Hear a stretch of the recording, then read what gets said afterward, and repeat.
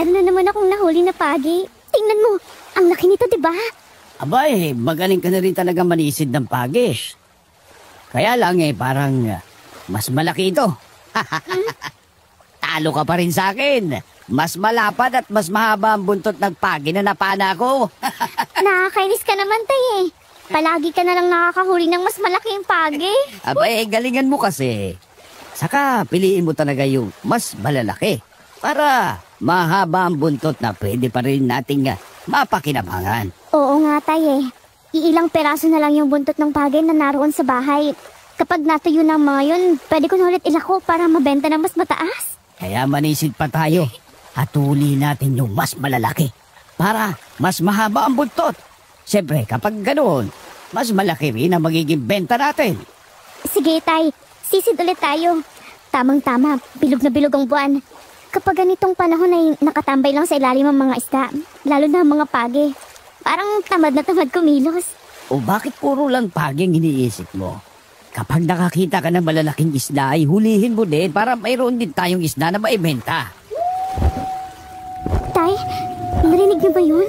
Oo, Loida. Mukhang may gumagalang aswang dito sa dagat. Huwag ka munang sasampa sa bangka. Pero bakit, tay? Mas mahirap kung andito tayo sa tubig. Basta, huwag ka na makulit. Dito lang tayo sa gilid ng bangka. Nako, pambira yung si Tandang Milencio. Hindi yata narinig ang malakas na pagaspas ng pakpak ng awak.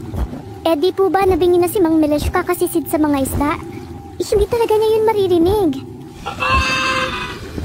Itay, sinasalakay ng malaking ibon si Mang Romeo. Hindi yung basta ibon, Loida. Isa yung awak. Tiyak na mayroon siyang kasamang abwak. Sandali at kaabutin ko ang buntot ng pagi sa ibabaw ng bangka. Magkayo tayo dito sa kabilang bahagi ng bangka. Naku, Itay. Nabatay niya na si Mang Milencio. At ngayon, papunta na siya sa atin. Ihanda mo ang pana mo. Kapag malapit na siya, ay lumubog kayo sa tubig. Kapag sumilip siya sa gilid ng bangka, saka natin panain. Isa, dalawa.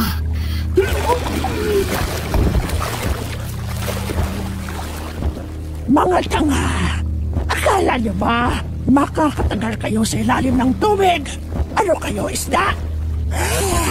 Lumabas na kayo dyan! Huwag nyo nang pahirapon ang mga sarili niyo! Kayo na, Loida! Ikaw ang mahihirapan, masibang aswang! Itong palasukong kainin mo! Aray ka! Walang hiya kang babae ka! Papatayin kita! Pinana mo ako, ha? Buti na lang at di mo ako napuruhan. Gayon, ikaw ang kakainin ko! Itay! Tulungan mo ako! Nahawakan niya po ako! Tawan mo ko! Nalito ka! Bitiwan mo ang anak kong walang yaka. Nakalimutan mo yata na meron akong pana. Itong bagay sa'yo! Tumago sa leeg mo ang palaso ng pana ko. Paano mo pa makakain ang anak ko? Babalikan ko kayo! Hindi pa tayo tapos! Lumipad na palayo ang awak. Kitang-kita namin ni Itay na hirap siya sa pagkampay ng kanyang pakpak dahil sa dalawang palaso na tumama sa kanyang katawan. Hindi rin niya basta mabubunot ang mga palasong iyon dahil sa mahabang sima na nakalagay sa magkabilang gilid ng talim. Nakahinga kami ng maluwag nang makasampa na kami ni Itay sa bangka. Matapos ay kinuha ni Itay ang sagwan at ginamit iyon para makalapit kami sa bangka ni Mang Milencio. Nanlumo kami nang makita naming naliligo na siya sa sarili niyang dugo. Itay, patay na si Mang Milencio. Wasak ang lalamunan niya at ang dibdib niya puro dugo. Kawawa naman si Milencio. Kung hindi lang sana siya nabigay, baka nakaligtas din siya. Baka napaghandaan din niya ang pagsalaki ng kaswang. Yung kaswang tayo, babalik pa kaya yun? Sa gayon ay hindi niya na magagawa yun. Kailangan niya munang paghilingin ang lalamunan niya. Kung mabalasin siya, baka mamatay din siya ngayong gabi. Hindi ba tinamaan mo din siya? Opo, Itay. Sa tagiliran. Nakita ko na tumagos din yung palaso ko. Uuwi na ba tayo, Tay? Oo. Kailangan na nating ipaalam sa ating mga kababaryo ang nangyari ito kay Melencio. Hawakan mo itong sagwan. Itatali ko itong lubid sa bangka ni Melencio para mahatak natin siya sa Pampanga. Kawawa naman si Mang Melencio. Namatay na hindi malang naranasan na magkaroon ng asawa. Tumandang binata. Mahirap talaga ang tumandang mag-isa. Alam mo ba, noong araw siya ang pinakapogi dito sa atin. Masyado lang siyang pihikan sa mapapangasawa. Kaya sa kahihintay sa babaeng gusto niya, inabot na siya ng ganyang katanda. Sandali, Tay. Hindi ba sinabi niyo kanina na ang aswang na awak ay palaging kasama ang abwak? Oo. Madalas ang away ay nasa ere at ang abwak ay nasa lupa. Nasa dagat tayo Hindi naman makakapunta sa dagat ang abwak dahil takot nga sa asin ng mga aswang. Kaya wala kang dapat ipag-alala, anak. Sa sinabing iyon ni Itay, nakahinga ako ng maluwag. Kaya nang maitali na niya ang bangka ni Mang Melencio sa aming bangka, ay tinulungan ko na siyang magsagwan para makarating kami sa dalampasigan. Nang pagkakataong iyon ay marami na ring tao sa dalampasigan. Ang iba ay pauwi na, kagaya namin, at ang iba naman ay papunta pa lang sa laot. Pero nang malaman nila ang nangyari kay Mang Melencio, karamihan ay hindi na tumuloy pumalaot ang gabing iyon.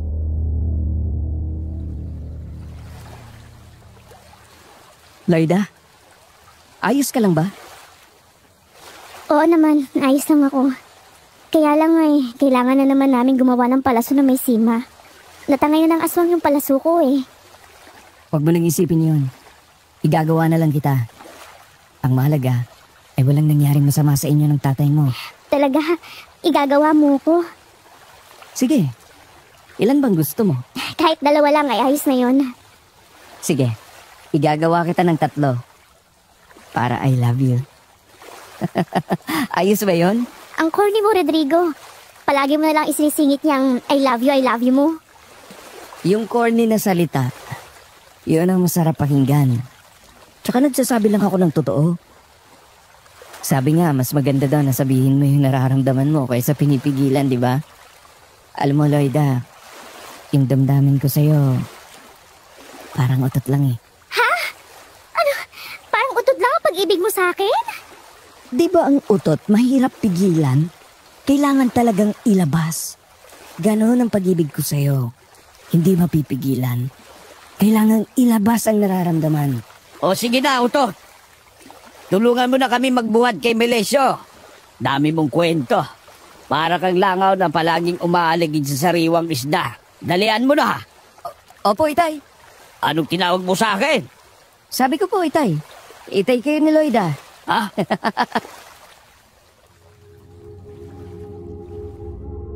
Natawa na lang ako nang makita kong namumutla si Rodrigo. Kasi ngayong nagulat siya nang bigla ay sumabat sa usapan namin si Itay. Hindi niya kasi alam na matagal nang nakatayo sa likuran niya si Itay habang patuloy ang panliligaw niya sa akin. Napakamot na lang siya ng ulo habang tumutulong sa pagbubuhat sa bangkay ni Mang Melencio. Nang makaalis na sila ay inilagay ko naman sa aking malaking banyera ang mga pagi at isda na nahuli namin ni Itay. Mabuti na lang at nakarami na kami ng napana na isda bago sumalakay ang aswang. Loida, ako na magbubuhat ng banyera. Medyo mabigat din yan. Hindi mo kakayanin mag-isa. Aba, ang bilis mo namang nakabalik dito sa dalampasigan. Naihatid yun na ba si Mang Melencio sa bahay niya? Oo, nandun na. Kaya nga nagmamadali akong bumalik dito para tulungan ka. Hindi na ba kayo papalaot ngayon? Hindi na muna. Medyo nagdadalawang isip na mga kasama ko Kasi kung nasaktan niyo ang awak, baka sumalakay naman ang abwak at kami ang matimpuhan. Ang sabi ng Itay, takot sa asin ng mga aswang. Napapaso sila doon. Ibig sabihin, hindi sila pwede sa dagat kasi maalat ang tubig. Napapaso lang sila kung direktang tumama sa kanilang asin, Loida. Ganun din sa dagat. Hindi sila pwede kung mababasa. Pero, paano kung sumakay sila sa bangka? Dilagot lang mga mangingisda. Oo nga no, kagaya nga ng ginawa ng awak. Lumipad siya at bumaba sa aming bangka. Kaya kami ni Itay na natili sa tubig, para hindi kami biktima. Tapos nang sumilip siya sa gilid ng bangka para tingnan kami, ay saka kami lumabas sa tubig, sabay pinala namin siya. O siya, halika na. At ihahatid na kita sa inyo. Malalim ng gabi. Kailangan mo na rin palitan ng basa mong damit. Si Rodrigo na ang nagbuhat ng banyera na may lamang isda at inihatid ako sa aming bahay. Nang makarating kami sa bahay, kaagad ko na ring inasikaso mga isda at pagi na aming nahuli. Pinutol ko ang mahabang buntot ng pagi at inilagay sa bilao habang ang katawan naman nun ay inilagay ko sa malinis na lalagyan kasama ng mga isda na nahuli namin. Noon namang lumapit sa akin si Inay, dala ang ilang piraso ng buntot pagi na kinuha sa bubungan ng aming bahay. Natuyo na ang buntot pagi na ito. Isang linggo na rin nasa bubungan natin ang mga ito kaya kinuha ko na. Isabay mo na ito sa paglalako mo ng mga isda bukas. Sige po, Inay. Heto naman ang mga bagong buntot ng mga pagi na kakahuli pa lang ngayon. Kayo na po magbilad bukas. Oo, sige. Sana'y maibenta mo ang mga yan. Malaki ang maitutulong ng mga yan sa mga tao panglaban sa aswang.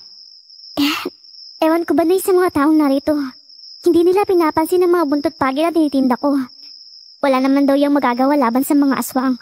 Mas maganda pa rin daw ang itak at sibat. Ang itak at sibat, kapag nasugatan ng aswang, madaling gagaling ang sugat. Pero ang buntot pagi, hindi nagagaling ang latay niyan sa kanilang katawan. At kapag ang maliliit na tinik na yan ay bumaon na sa kanilang katawan, ay magdudulot iyon sa kanila ng panghihina. Magkakasakit sila at mamamatay. Tama ang Inay mo. Subok na namin yan dahil ilang beses na naming nagamit ang buntot pagi laban sa mga aswang. Kung ganun pala, Itay, yung aswang na napana natin ay mabubuhay pa yun? Maaaring ganun nga. Kapag naalis na ang pana sa katawan niya, madaling gagaling ang kanyang sugat. Sayang nga at hindi ko naabot ang buntot pagi kanina. Sana'y nahampas ko ang walang yan yon. Di sana'y nagtuloy-tuloy na ang pamamahinga niya. Kaya kapag alam mong aswang ang kaharap mo at masama ang gagawin niya sa'yo, ay kaagad mong hampasin niyang buntot pagi. Tingnan ko lang kung hindi ko maripas yun ng takbo. Sige po, tatandaan ko yung mga sinabi niyo na yan. Nang sumikat nga ang araw ay isinakay ko na sa maliit na kariton ng 2 planggana kung saan nakalagay ang mga isda at ang pagi. Inilagay ko naman sa isang maliit na sako ang mga buntot ng pagi at isinabit ko na rin sa kariton. Inilako ko ang mga iyon sa kabilang baryo. Medyo malayo na kasi sila sa dagat kaya mabilis akong makabenta roon ng mga sariwang isda. Habang naglalakwa ko, ay saglit akong natigilan. Umihip kasi ang malakas na hangin. Nagpalinga-linga ang mga mata ko sa paligid at nakita ko ang mga taong nakatingin sa akin. Inalok ko sila ng mga sariwang isda pero sa menyas naman ng mga iyon na ayaw nila. Hanggang sa makita ko ang isang matanda na parang nahihirapang maglakad. Bigla naman akong kinabahan nang maalala ko ang awak na napana namin ni Itay. Nang makita ako ng matanda ay parang umiwas siya. Nang habulin ko ay bigla siyang nawala pagliko sa likod ng isang bahay. Kaya nagtaka ako. Hoy, Loida! Kumusta ka na? Ano ka ba naman, Natalia? Nakakagulat ka. Muntik nang mahulog ang puso ko. Sobrang lakas ng kaba. Ano ba kasing tinitingnan mo dyan? Pati ang karito ng paninda mong isda ay iniwanan mo na. Yun kasing matanda, nahihirapang maglakad kaya sinundan ko. Kaso pagliko niya dito ay biglang nawala. Hindi ko na alam kung saan nagpunta. Naku! Wag mo nang pag-aksayahan ng oras sa matandang yon. Halika na nga sa kariton mo. Teka muna. Ang tagal mong nawala. Saan ka ba nagpunta? Nako, alam mo naman. Di ba dati sinabi ko sa'yo na pupunta ako sa mga lola ko para magbakasyon? Nawili naman ako doon kaya nagtagal ako. Pero ngayon, ay pabalik na ako sa baryo natin. Buti ka pa nakakapagbakasyon. Ako heto, kagaya pa rin ng dati. Maninisid ng isda at pagi sa dagat at kapag nakahuli ay ilalako ko naman. Ang sipag mo nga eh. Saka kahit ganyan ang ginagawa mo, ang ganda mo pa rin talaga. Ikaw naman ang bola ka pa. Mas maganda ka pa rin sa akin. Ano nga palang, kumusta na nga pala si Rodrigo? Nandun pa rin ba sa ating baryo? Oo naman. Hanggang ngayon ay naroon siya. Kagaya pa rin ng dati. Ang kulit-kulit pa rin niya. Oo nga. Makulit ngayon. Naliligaw pa ba siya sa'yo? Oo, Natalia. Hanggang ngayon ay nangungulit pa rin siya sa akin. Pero, alam mo naman ako. Parang wala pa sa loob ko mga ganyang bagay. Gusto ko muna kasing tulungan ng mga magulang ko. Tama yan, Loida. Kung hindi mo naman talaga siya gusto, wag mo nang paasahin. Basta din mo na agad para hindi ka na kinukulit. Oo, pwede ko rin naman gawin yon. Kaya lang nga kasi, minsan ay nakakatulong naman siya sa akin. Kaya, pinapabayaan ko na lang. Istorbo lang talaga ang lalaki sa buhay nating mga babae, Loida. Ako nga pag hindi ko gusto ang naliligaw sa akin, busted ka agad. Hayaan mo, kapag nangulit pa talaga siya, yan ang aking gagawin. Gusto ko kasi makatulong muna kina Itay kaysa sa pag-aasawa. Sige, sana'y makabenta ka ng marami. Magkita tayo mamaya, ha?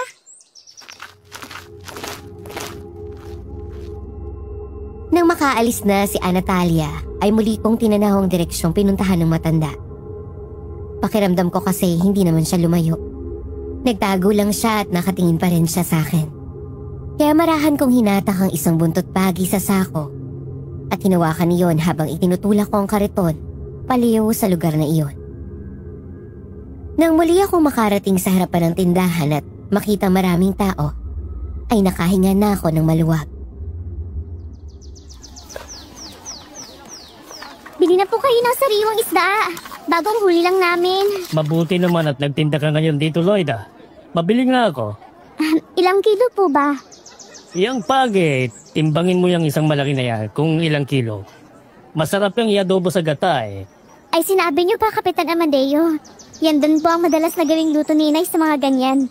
Bale, 3 kilo po ito. 150 na lang po. Sige, kukunin ko na yan. Tapos, pabili na rin ako ng isang buntot pagi. Sige po, Kapitan Amadeo. Alin po ba dito sa mga buntot ng pagi ang gusto niyo?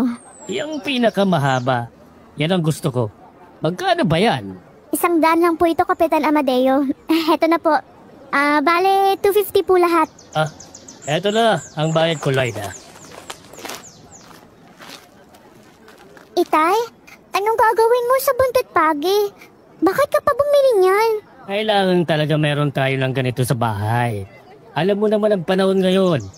Maraming malalaking aso at pusa ang gumagala. Gagamitin kong panghampas. Hindi naman yan pusa, Itay. Sabi ni nanay ay aswang daw yun. Yun nga ang sinasabi ko. Mga aswang na nagaanyong pusa at aso. Minsan ay ibot, minsan naman ay mukhang bayawa. Tinatawag na awa. Kung maganda pala yung panghampas sa mga aswang, dapat lahat ng mga tao rito ay magkaroon ng ganyan. Bumili na po kayo ng buntot ng pagi. Mabisa pala itong panlaban sa aswang. Naku, salamat Rebecca. Ayan na sila, Loida. Bibili ang mga yan, gagaya ko. Oy, bumili na po kayo ng buntot pagi kasi ang lugar natin ay paboritong puntahan ngayon ng mga aswang. Kailangan bawat tao rito merong ganyan. Para bukod sa itakay, may iba pang panlaban sa kanila. Dahil sa sinabing iyon ni Kapitan Amadeo ay nainganyo ang iba pang naroon na bumili na rin ng buntot pagi. Kaya nabenta ko ang 8 piraso. Isang natira sa akin. Nagpatuloy ako sa pagtitinda hanggang sa maubos na rin ang mga dala kong isda at pagi. Nang uuwi na ako, ay napadaan ako sa kalsada na madalang na ang mga kabahayan. Noon ko muling naramdaman ng malakas na hangin na lumikha ng kaluskos sa mga tuyong dahon ng saging na nakalaylay na sa mga puno. Napatigil ako sa pagtutulak ng kariton. Nakiramdam ako sa paligid. Nang marinig ko ang kakaibang kaluskos sa likuran ng malalaking puno ng saging, ay kaagad kong dinampot ang buntot ng pagi. Ikaw pa lang nanakit sa aking inay. Alam mo bang hanggang ngayon ay nahihirapan siyang huminga dahil sa sugat sa tagiliran? Nahihirapan ding makakain dahil sa sugat sa lalamunan. Sino ka? Magpakita ka sa akin. Alam mo bang ikaw talagang tinik sa lalamunan naming mga aswang? Ikaw pa lang nagtitinda ng mga buntot pagi. Ito ang kinabubuhay ko eh. Kaya itong tinitinda ko. Pwes, yan din ang ikamamatay mo. Ang inay mong sumalakay sa amin. Kaya pinagtanggol lang namin ang mga sarili namin. Nakadama ako ng takot nang mula sa likod ng malalaking puno ng saging ay lumabas ang isang malaking asong itim at ang sugatang awak. Napaatras ako pero ang nangangatog kong mga tuhod ay hindi ko maigalaw. Gusto kong tumakbo pero parang ayaw sumunod ng aking mga paa.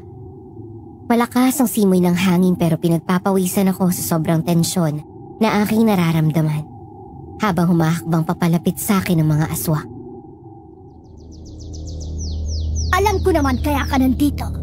Sinusundan mo talagang aking inay. Hinahanap mo siya kasi alam mong sugatan siya. At kapag nakilala mo, isusumbong mo sa mga taga rito. Kaya ngayon, ako na ang puputol sa kahangalan mo. Hindi ko siya sinusundan. Nagtitinda lang talaga ako kanina.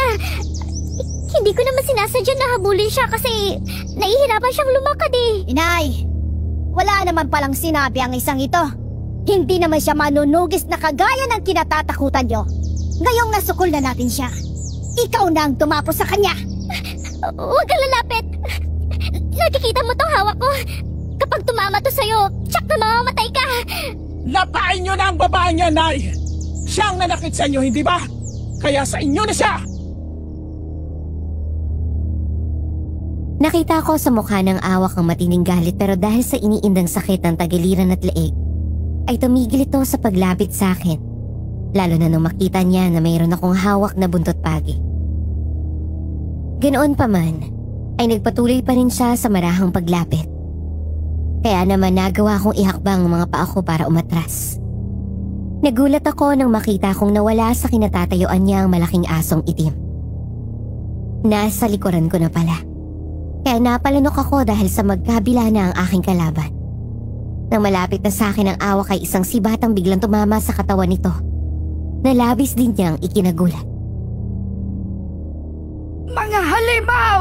Layuan ninyo ang batang yan! Inay! Inay ko! Unang hiya ka, matanda ka! Pinatay mo ang inay ko!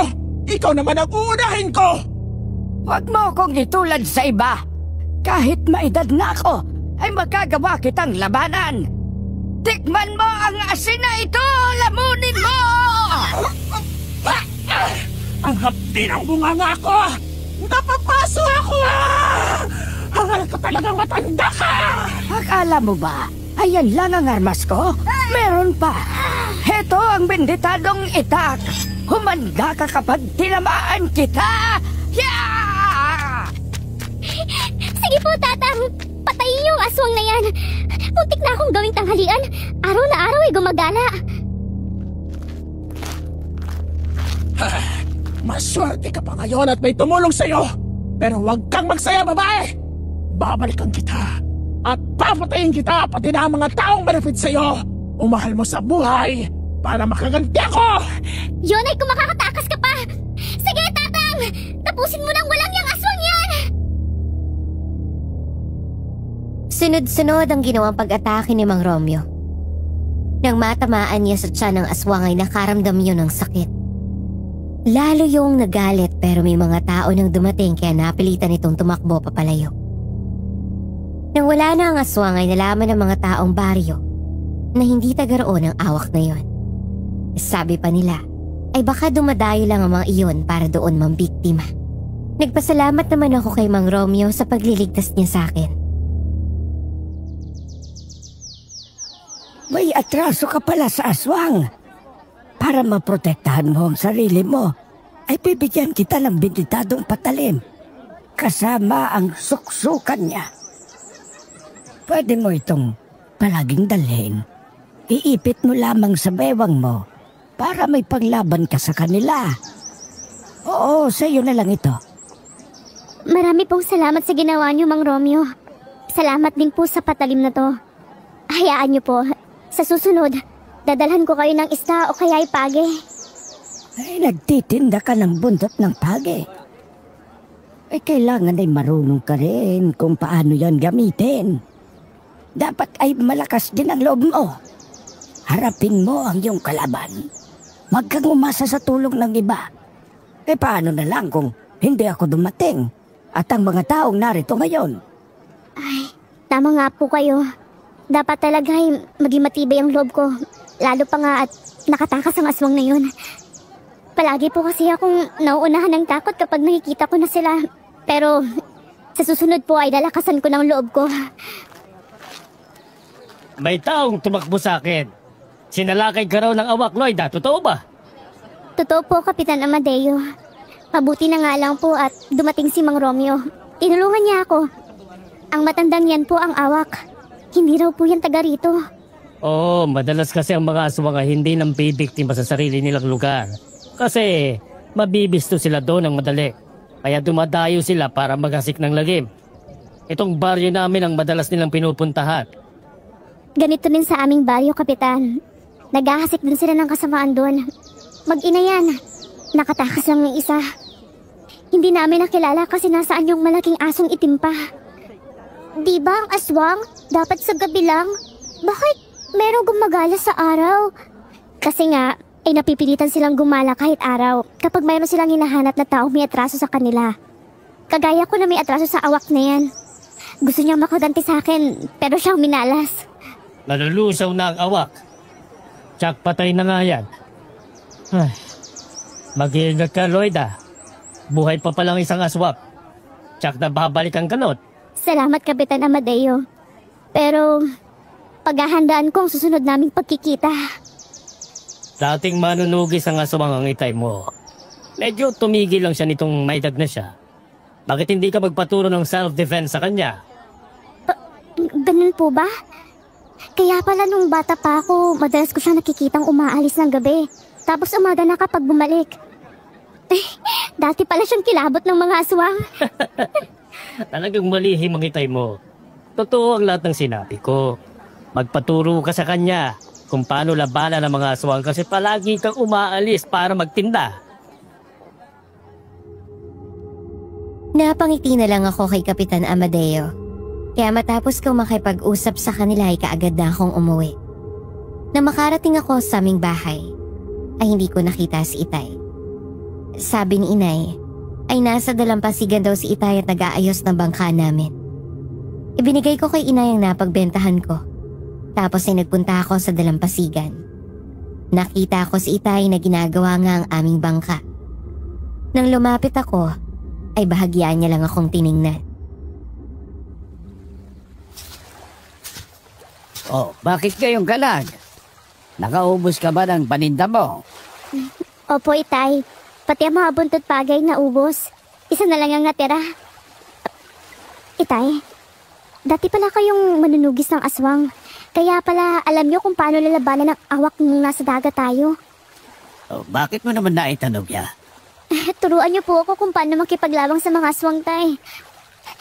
Kailangan kong maging katulad niyo para hindi na maulit ang nangyari sa akin kanina. Ha? Bakit? Anong nangyari sa iyo, anak? Nung magtinda ako sa kabilang baryo, naramdaman ko na mayroong nagmamasid sa akin. Nang pauwi na ako, ay hinarang ako ng awak na napanan nating noong nakaraang gabi. At may kasama siyang isa pang aswang. Sinalakay niya ako. Mabuti na lang at dumating si Mang Romeo at tinulungan ako. Anong nangyari sa awak? Nasaktan ka ba, anak? Ay, hindi po ako nasaktan. Kasi nasibat na ni Mang Romeo ang awak bago ako makagat. Pero nakatakas ang kasama niya. At nagbanta na hindi ako titigilan hanggat hindi nakaganti sa akin. Pasensya ka na, anak. Hindi ko nga agad naisip na ugali nga pala ng aswang na kapag mayroon kang atraso sa kanila, ay gagawa sila ng paraan para makaganti. O sige, bukas na bukas ay sisimulan na natin ang pagsasanay para makakaya mo nang ipagtanggol ang sarili mo. Salamat, Itay.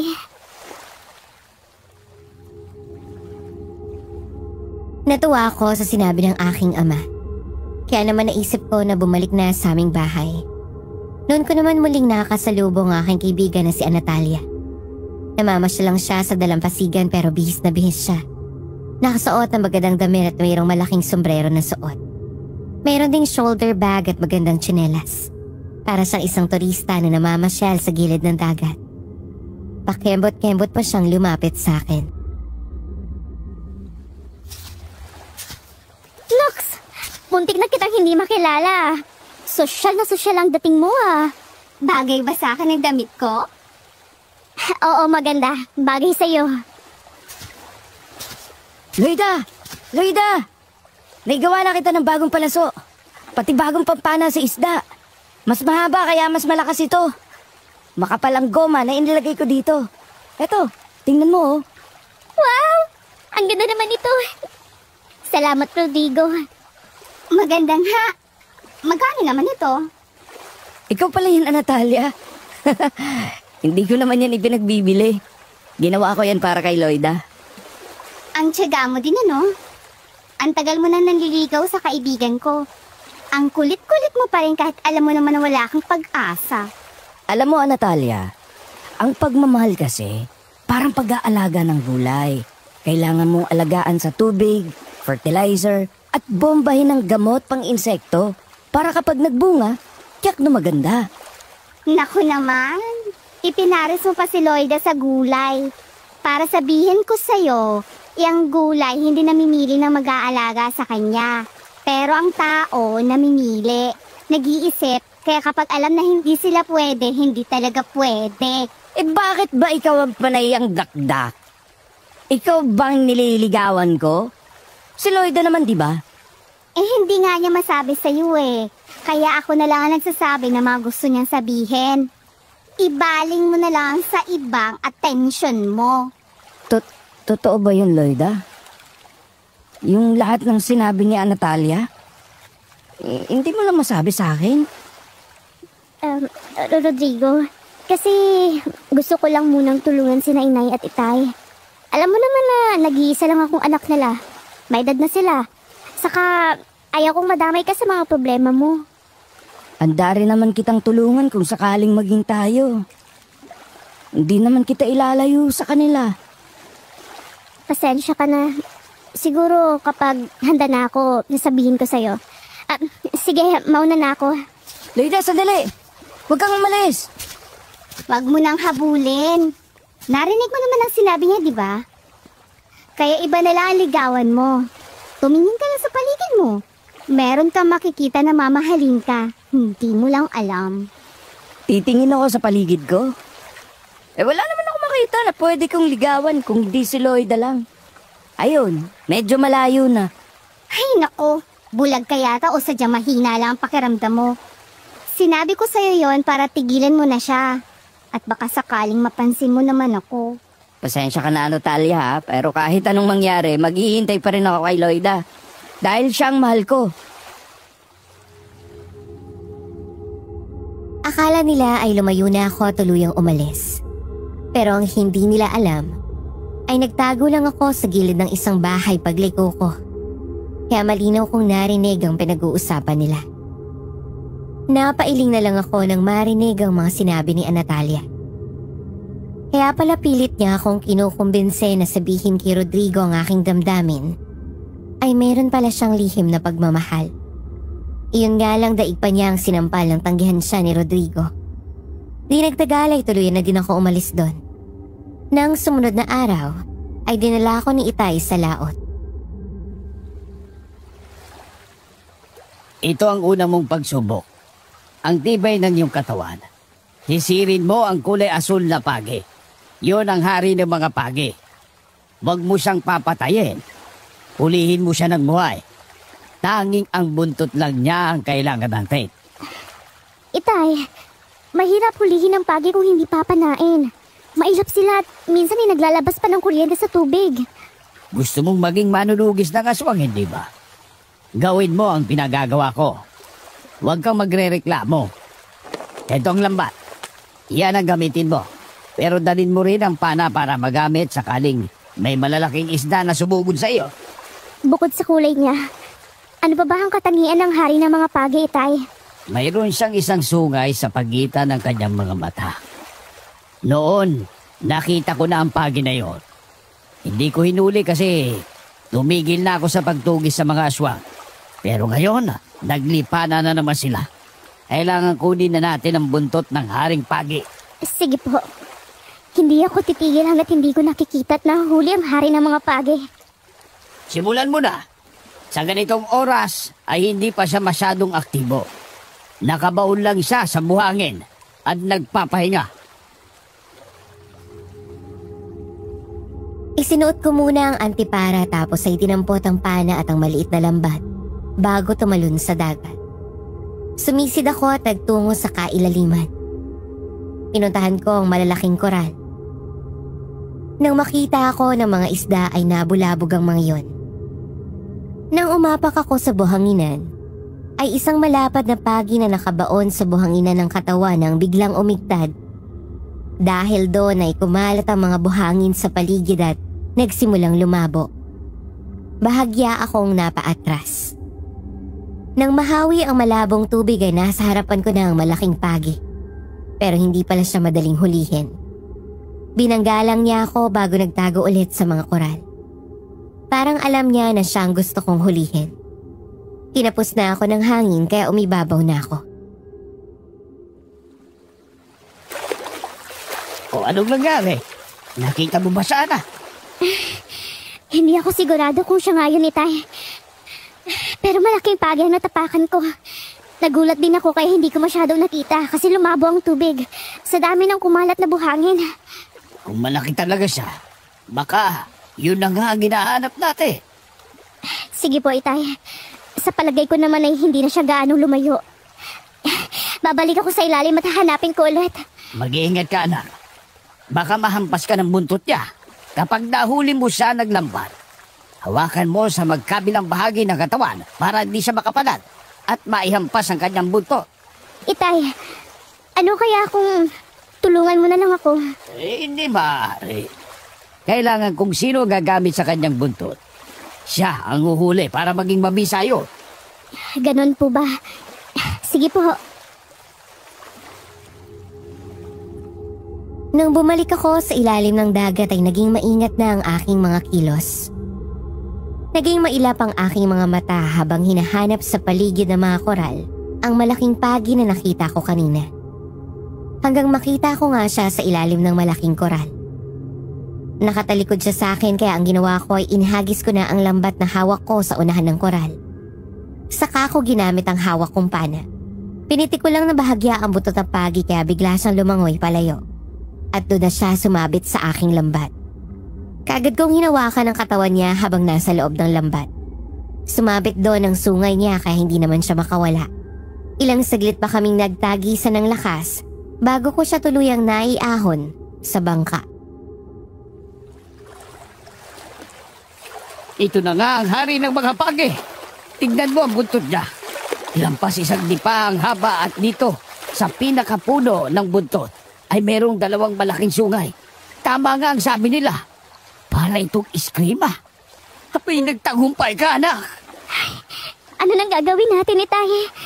Kukunin natin ang buntot niya at pakakawalan siya upang lalong maging malakas ang panlaban sa aswang ang kanyang buntot. Ay, kaibigan ng Haring Pagi, ipagkaloob mo sa amin ang buntot mo panlaban namin sa mga aswang. Huwag ka sanang magagalit sa amin. Sinagad mo ang pagkakaputo ng buntot niya, Itay. Ibig sabihin, ang mismong katawan niya na lang ibabalik natin sa dagat. Oo, ngayong nasa atin ang buntot niya. Hagkan mo siya sa noo. Diyan mismo sa sungay na nasa pagitan ng kanyang mga mata. Saka mo siya pakawalan sa tubig. Ginawa ko ang sinabi ni Itay bago ko muling pinakawala ng Haring Pagi. Matapos noon ay umuwi na kami ni Itay. Na mga sumunod na araw ay tinuruan ako ni Itay ng tamang paggamit ng buntot pagi. Para din palang gumagamit ito ng itak. Ang pagkakaiba lang ay magaan ang buntot ng pagi. Pero sa tuwing ihahampas ko ay naririnig ko ang malakas na hagupit nun. Naging masigasig ako sa pag-iensayo sa lahat ng mga itinuturo ni Itay. Kaya kahit nagsasolo na lang ako, ay patuloy pa rin ako sa pagsasanay. Bakit ginagamit mo na ang buntot pagi na yan? Sariwang-sariwa pa. Hindi naman po talaga siya matutuyo, inay. Kasi ay patuloy pang nabubuhay ang haring pagi na kinunan namin ito. Kahit magkahiwalay na sila ay hindi ito matutuyo. Yun ang hiwaga at kapangyarihan nila, inay. Talagang palang kakaibang buntot ng haring pagi, ano? Sige. Palaging mo na iyang dalhin kahit saan ka magpunta. Opo, inay. Ngayon ay hindi na ako matatakot sa kanila. Kung muli silang magtatangka na saktan ako, magugulat sila dahil kakaiba na ako ngayon. Magandang araw po, Aling Virginia. Magandang araw naman sa iyo, Rodrigo. Oy, Loida, itigil mo na muna ang pag-iensayo. Nandito si Rodrigo. Iiwanan ko na kayo, ha? Sige po, inay. Sino bang gustong manakit sa'yo, Loida? Ang angka ng aswang na nasaktan namin ni Itay. Kahit namatay na siya, naituro niya ako sa kanyang anak. Kaya kailangan kong paghandaan yon. Nagbanta rin siya sa akin na sasaktan niya ang mga taong mahalaga sa akin. Kaya ba lumalayo ka sa akin? Ayaw mo akong pagbalingan ng mga aswang? Mahalaga ba ako sa'yo kaya ganon? Rodrigo, kasi... Kung talagang hindi mo ako mahal, gusto kong marinig mismo sa'yo. Hindi sa bibig ng kahit na sino. Ay, naku. Ang kulit mo talaga. Sige na nga. Anong sige na nga? Sige na. Tinatanggap ko ng pag-ibig mo. Kasi napakabait mo sa akin. Kaya mahal na kita. Wow! Salamat, Loida! Ang saya niyo, Mukhang nagkakaintindihan na kayo. Oo, Natalia. Nobya ko na si Loida. Kaya masayang-masaya kami. Binabati ko kayong dalawa. Siya nga pala, Loida. Babalik ulit ako sa mga lola ko. Kaya hindi na muna ako makakapasyal sa'yo dito. Ganun ba? Ilang linggo ka pa lang dito, Babalik ka na ulit doon? Talagang mas gusto mo doon, Oo nga, Mas masaya kasi ako doon. Sige, alis na ako. Nakita ko ang lungkot sa mukha ni Natalia nang tumalikod siya. Alam ko na dinaramdam niya ang nangyari kasi alam ko na mayroon siyang pagmamahal kay Rodrigo. Nang gabing yun, paalis pa lang sana kami ni Itay papunta sa laot para manghuli ng isda na maititinda ko bukas. Ay napatigil kami ni Itay na bigla kaming salakayin ng isang aswang mula sa ibabaw na malaking puno ng nyog. Tumalon mula roon ang aswang. Mabuti na lang at banyera ang pasan-pasan ni Itay at doon tumama ang matatalas niyang kuko. Kaya kahit natumba si Itay, ay hindi naman siya tinamaan ng pag-atake ng aswang. Ayos lang ba kayo, Itay? Hindi ba kayo nasaktan? Huwag mo na akong intindihin. Ayos lang ako. Ang aswang na nasa harapan natin ang tingnan mo. Sige, Itay. Ako na bahala sa walang hiyang to. Talagang ang mga kampo ng kadiliman, hudas na itraidor pa. Humanda ka sa akin ngayon. Ikaw ang unang makakalasap ng buntot ng pagi na to. Sige, Loida. Tapusin mo ang aswang na yan. Tingnan mo. Nasasaktan siya sa tama ng buntot pagi. Tama nga kayo, Itay. Higit na masakit ang tama ng buntot pagi na ito. Bawat hampas ko sa kanya ay dumudugo ang katawan niya. Para siyang tinatamaan ng matalim na itak. Dahil yan sa mahahabang tinik na nakapaligid sa buntot ng pagi. Kaya sino magtamaan niya ay tiyak na iindahin. Dudugo talaga ang katawan nila dahil sa tuwing babaw ng tinik ay hinahatak mo naman ang buntot pagi. Kaya napupunit ang mga balat nila. Ayos talaga itong manlaban sa mga kagaya niyo. Sige, lapit pa! Tikman mo ang lating na makakayang gawin ito! Yeah! Takbuhin ka pala Hindi mo siguro alam na hawak na namin ang buntot ng haring pagi. Pero hindi ka makakalayo sa amin! Pinana ni Itay ang aswang bago pa iyon tuluyang makalayo. Tinamaan iyon sa likuran. Tumago sa katawan noon ng palasong may sima. Sa dulo ng palaso ay mayroong matibay na taling nakakabit, kaya hinatak iyon ni Itay. Tumumba ang aswang pero muling tumayo at nakipaghatakan kay Itay. Kaagad akong tumakbo para muling hampasin ang buntot pagi ang aswang. Nang tamaan sa mukha ng ilang ulit, ay nanghina na iyon. Kasabay naman ang pagdating ng iba pang mangingisda na papalaot pa lang din.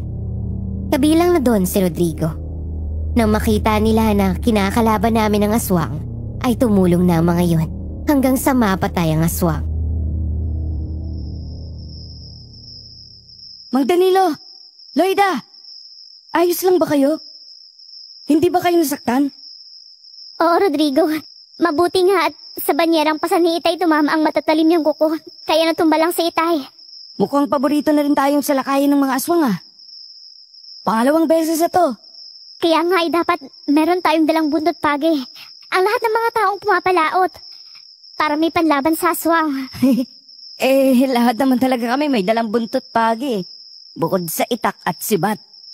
Hindi tayo pwedeng matakot sa aswang at magkulong na lang sa bahay. Magugutom ang mga pamilya natin. Tama yun, Rodrigo. Kailangan nating makipagsapalaran kahit delikado. Teka. Isang matandang lalaki ang aswang. Pero hindi sa taga rito sa atin. Siya ba ang humarang sa iyo noon, Loida? Hindi, Itay. Babae ang isang aswang na yun. Kaya natitiyak kong ibang aswang na to. Kung gayon ay maaari, isa iyan sa miyembro ng angka ng awak na napatay ni Mang Romeo. Tama kayo, Itay. Pero kagaya nga ng napatunayan ko, talagang bisang panlaban sa kanila ang buntot ng Haring Pagi. Para na ring itak ang dala ko. Makatakas man sila at samantala lang silang mabubuhay. Dahil magkakasakit sila at mamamatay. Dahil sa kamandag ng buntot na ito. Pero huwag ka pa rin pakakumpiyansa. Kailangan mo pa rin maging maingat sa pagkikipaglaban sa mga aswang. Di lahat ng aswang ay madaling patayin. Mayroong maila at mas mabagis. Opo, Itay. Itay, tutuloy pa ba tayo sa laot? Oo naman. Kailangan makahuli tayo ng isda at pagi.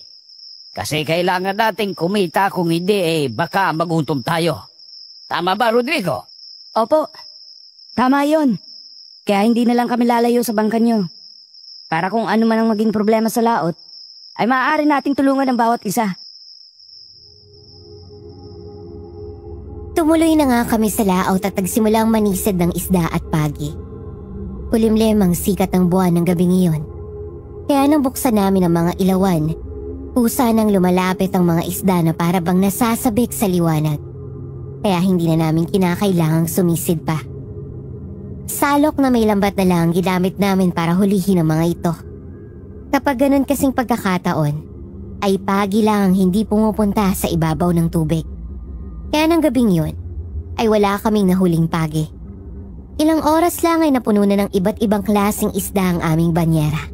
Kaya umuwi na kami ni Itay. Kinabukasan, ay itininda ko na ulit iyon sa mga kalapit na baryo namin. Dinala ko na rin ang ilang piraso ng buntot pagi na tuyo na at pwede nang ibenta. Kapitan Amadeo, bakit sarado na po ang bahay ni Mang Romeo? Umalis po ba siya?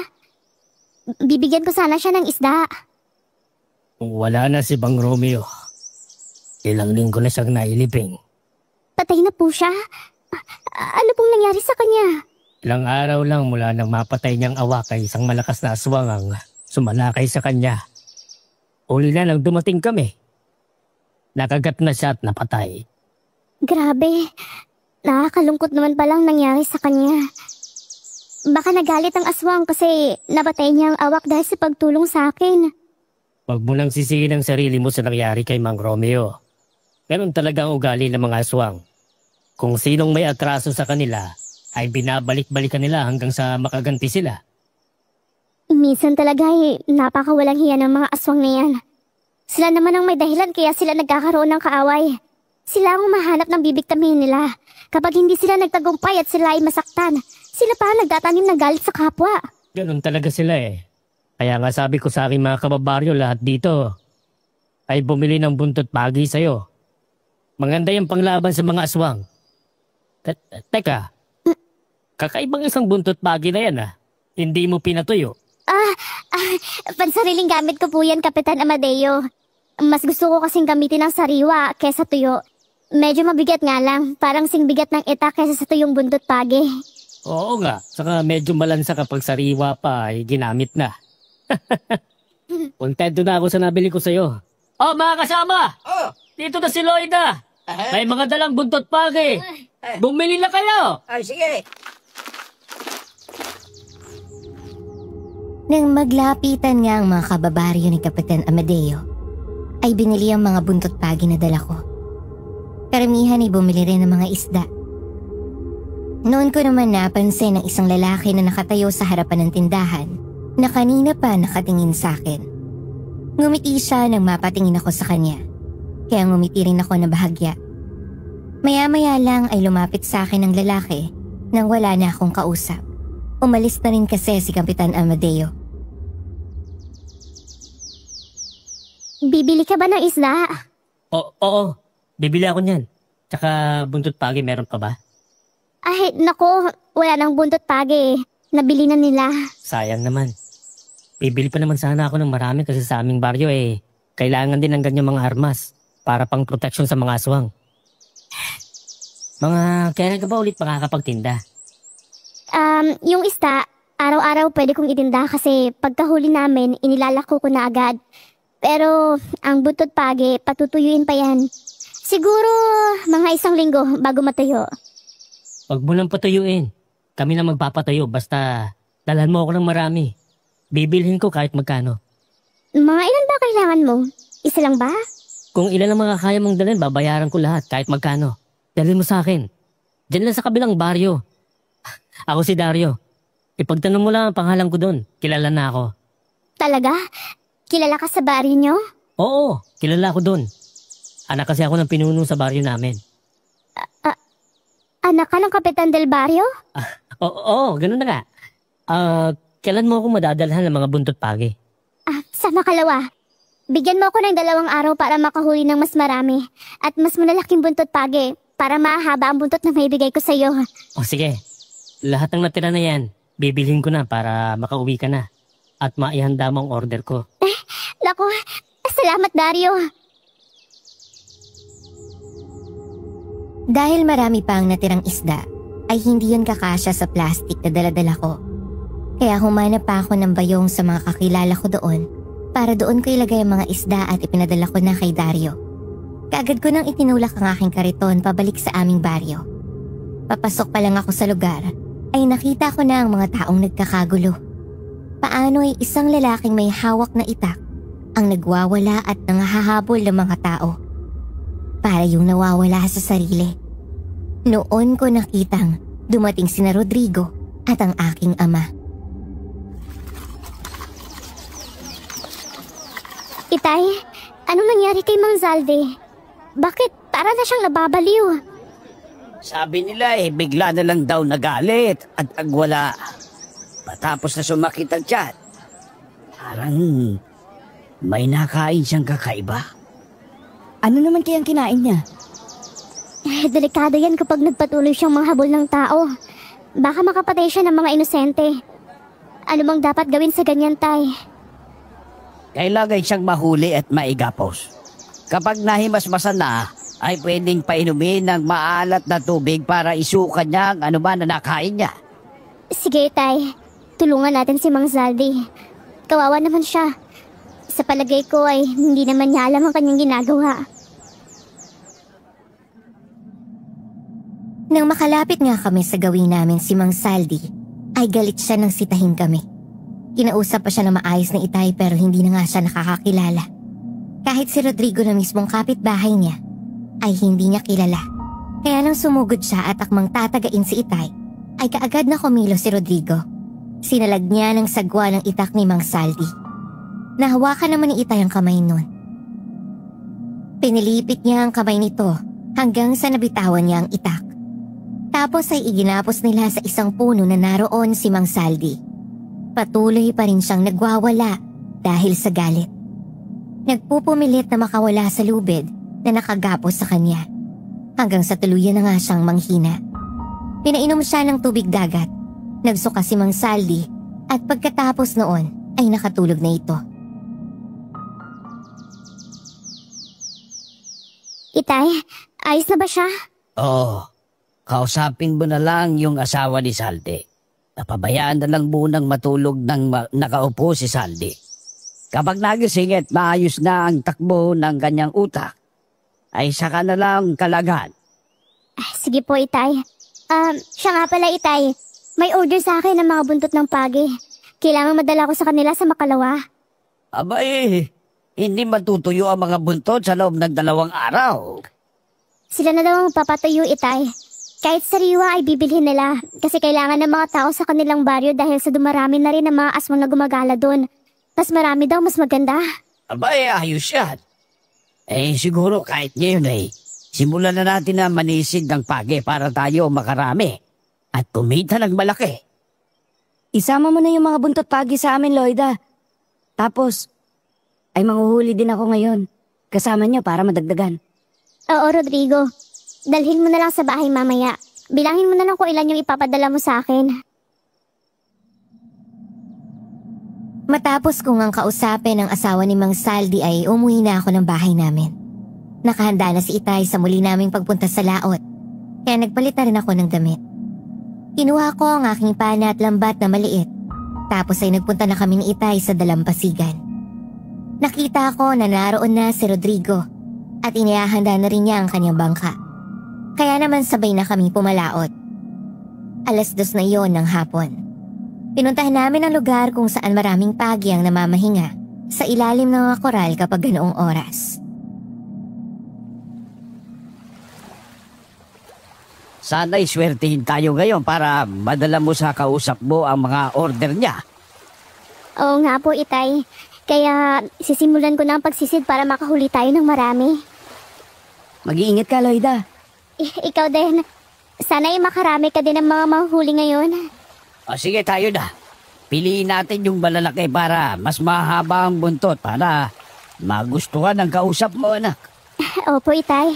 Rodrigo, piliin mo yung malalaki, ha? Oo, sinlaki ng pag-ibig ko sa'yo. Sige na, kumilos ka na.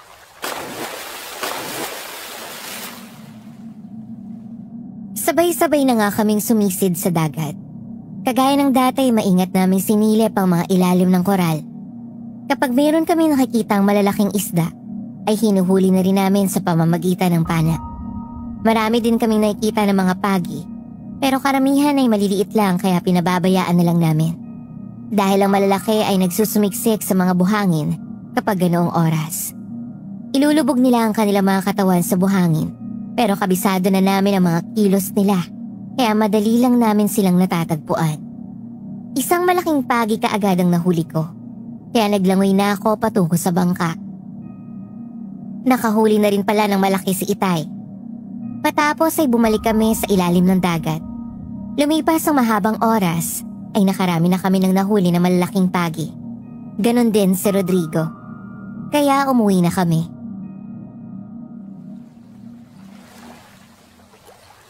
Siguro ayos na ang mga ito. 15 malalaking pagi ang nahuli natin, Itay. Tapos ay meron pa sa bubungan natin ng mga pinatuyong buntot ng pagi, di ba? Oo, pwede na yan. Saka meron pa naman nahuli si Rodrigo. Pwede mo na yang dalhin doon sa nakausap mo kahit bukas. Rodrigo, ilan ang nahuli mo? Mas marami akong nahuli na malalaking isda. Pero mga pagi ay 6 na piraso lang. Ayos na yan. Marami na ang madadala mo bukas.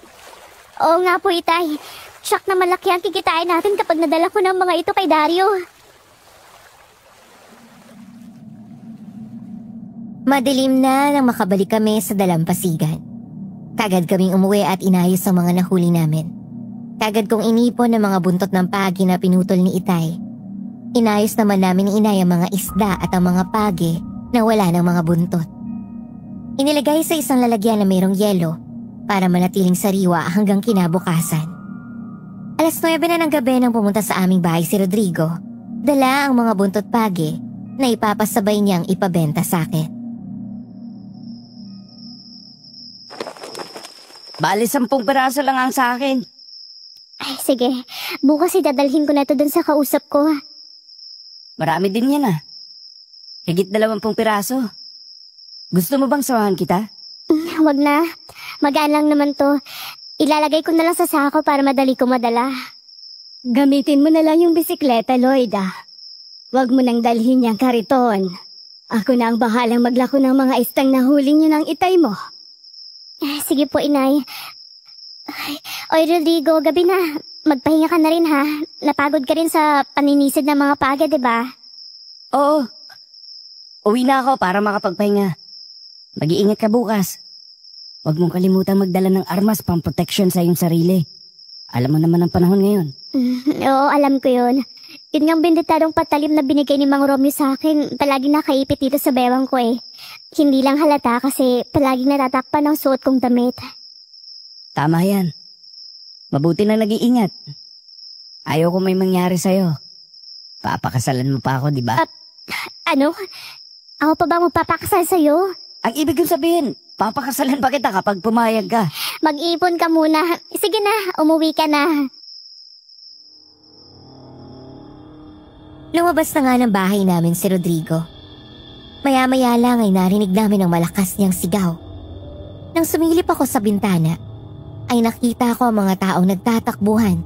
Kaya nagmamadali kami ni na inay na lumabas ng bahay at nakiosyoso kung saan nalaman namin na sinalakay ng 2 awak si Rodrigo. At ayon sa mga nakakita, ay tinangay daw siya at inilipad. Hindi na raw gumagalaw si Rodrigo ng tangay ng mga aswang. Parang biglang gumuho ang mundo ko. Biglang tumulo ang aking luha sa sakit ng kaloobang nararamdaman ko. Itay, si Rodrigo daw, tinangay ng mga awak. Mga kasama, kumilos na tayo ngayon din. Hanapin natin ang mga awak na yon na tumangay kay Rodrigo. Baka mailigtas pa natin siya. Diyos ko, sana naman hindi pa sila nakakalayo. Tayo na mga kasama. Sige. Magdalawang grupo tayo. Lloyda, ikaw ang sumama sa isang grupo. Sige po, Itay. Doon kami sa bandang Kakahuyan, palabas ng ating baryo. Doon kami maghahanap. Ay, mag-iingat po kayo. Kasama ang ilan sa aming mga kababaryo nang hanapin si Rodrigo sa Kakahuyan, malapit sa bukana ng aming baryo.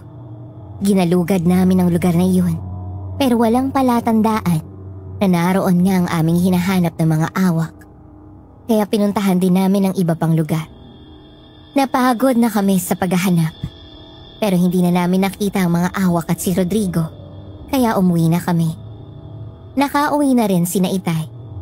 Hindi rin nila natagpuan si Rodrigo.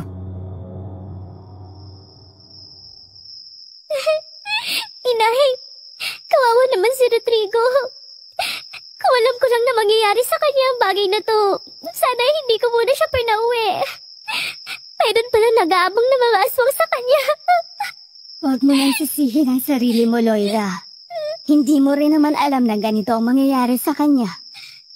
Bukas na umaga, pagsikat ng araw ay maghahanap ulit kami. Natitiyak kong iiwanan lang siya ng mga awak sa isang tangong lugar. Matapos kainin ang kanyang puso at atay. Marami pa naman siyang mga plano para sa amin.